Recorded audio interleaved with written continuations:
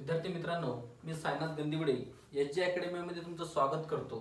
विद्यार्थी मित्रांनो, SSC board परीक्षा 2025 जवळ येत असलेल्या कारणाने आज आपण काय करणार आहोत तर सायन्स पार्ट 2 मधील एक chapter cell biology and biotechnology त्याच्याबद्दल आज आपण माहिती पाहणार आहोत। आता सेल बायोलॉजी म्हणजे काय, पेशी विज्ञान आणि बायोटेक्नॉलॉजी म्हणजे काय, जैव तंत्रज्ञान। आता या चॅप्टर मधील सगळ्यात महत्त्वाचा मुद्दा आपण सायटोलॉजी आणि सेल याबद्दल आपण माहिती पाहणार आहोत।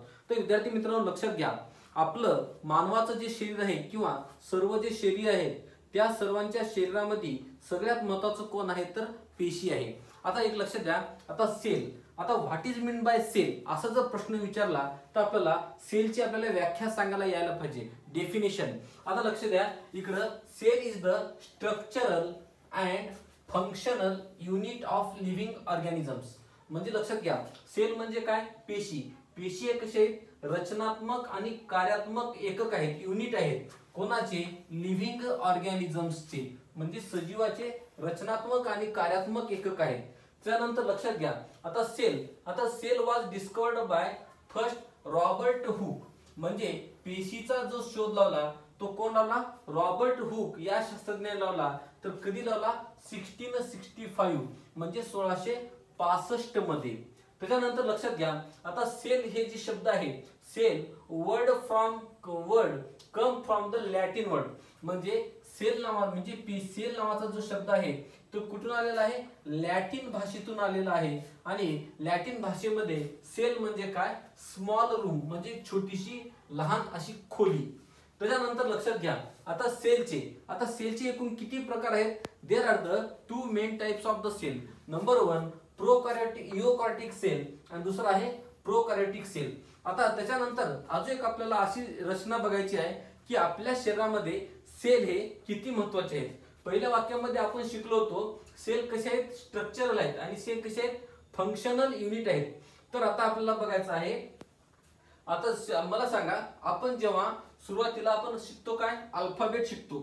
आता अल्फाबेट शिकल्यानंतर ते अल्फाबेट पाठ केल्यानंतर आपण काय शिकतो, वर्ड शिकतो। वर्ड झाल्यानंतर आपण काय शिकतो, सेंटेन्स शिकतो। आणि सेंटेन्स झाल्यानंतर आपण काय शिकतो, पॅराग्राफ शिकतो। आणि पॅराग्राफ झाल्यानंतर, पॅराग्राफ बनल्यानंतर आता काय बनते, पूर्ण चॅप्टर बनते। तसंच ह्या जसं अल्फाबेट ते वर्ड्स असा जो अल्फाबेट टू चॅप्टर असा जसा प्रवास आहे, तसंच आपल्या शरीरामध्ये सगळ्यात महत्त्वाचं कोण आहे तर सेल्स आहेत।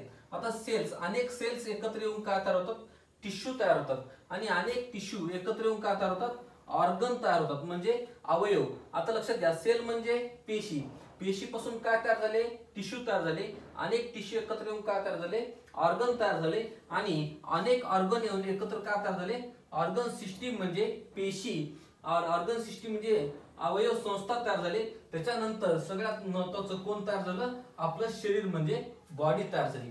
ही आहे पेशीची रचना आणि पेशीची व्याख्या। त्याच्यानंतर आता लक्षात घ्या, आपल्याला सायटोलॉजी बद्दल माहिती बघायचं आहे। आता सायटोलॉजी म्हणजे काय, मला सांगा, आपण पेशीचा अभ्यास करतो, पेशीचे घटक बघतो, असं लक्षात घ्या। स्टडीड द स्ट्रक्चर म्हणजे काय, पेशीची रचना। टाइप्स म्हणजे काय, पेशीचे प्रकार। आणि ऑर्गनल्स म्हणजे पेशीचे अंगके। लक्षात घ्या, studied the structure, types and organelles of the cell, this is called as the cell biology किंवा सायटोलॉजी। म्हणजे पेशीची रचना, पेशीचे प्रकार आणि ऑर्गनल्स याचा अभ्यास करणाऱ्या शास्त्राला आपण काय म्हणतो, सेल बायोलॉजी म्हणतो किंवा आपण काय म्हणतो, सायटोलॉजी म्हणतो। त्याच्यानंतर आता सगळ्यात महत्त्वाचा मुद्दा असं बघायचा आपल्याला, आता ह्या सायटोलॉजीमध्ये आपल्याला काय बघायचं आहे, it includes the cell division. आता ह्या सायटोलॉजीमध्ये कोणाचा समावेश होतो, सेल डिव्हिजनचा म्हणजे पेशी विभाजनाचे आपल्याला त्याच्यामध्ये समावेश होतो। Many other aspects of the cell. त्यानंतर लक्षात घ्या, आता ह्या सायटोलॉजीमुळे काय झालं, there are the revolutionary changes म्हणजे उत्क्रांतीजनक असे बदल झाले। कुठे बदल झाले तर field of the human health म्हणजे मानवी आरोग्यामध्ये उत्क्रांतीजनक असे बदल करण्यात आले। त्यानंतर लक्षात घ्या, आता रिसर्च, आता ह्या सायटोलॉजीचा किंवा सेलचा अभ्यास करणारे फक्त भारतामध्ये 2 संस्था आहेत। तर ते 2 संस्था आपल्याला 10वीच्या परीक्षेच्या दृष्टिकोनातून आपण हे खूप महत्त्वाचे 2 मुद्दे आहेत। त्याच्यामध्ये नंबर 1 आहे बघायचं रिसर्च इन्स्टिट्यूट इस्टॅब्लिश्ड. आता त्याचे कुठे आहेत? दोन आहेत, एक आहे पुणे आणि दुसरं आहे बेंगळूर. त्यानंतर आता पहिल्यांदा बघायचं आहे national centre for the cell science. आता हे कुठे आहे? पुणे म्हणजे महाराष्ट्रामध्ये. National centre for the cell science ही आहे पुणे. त्याच्यानंतर लक्षात घ्या आता इन्स्टेम नावाचं काय आहे? इन्स्टेम नावाचं जी संस्था आहे ते कुठे आहे? बेंगळूर. तर विद्यार्थी मित्रांनो, आज आपण अशा प्रकारे सेल आणि सायटोलॉजी याबद्दल आपण माहिती पाहिलेली आहे.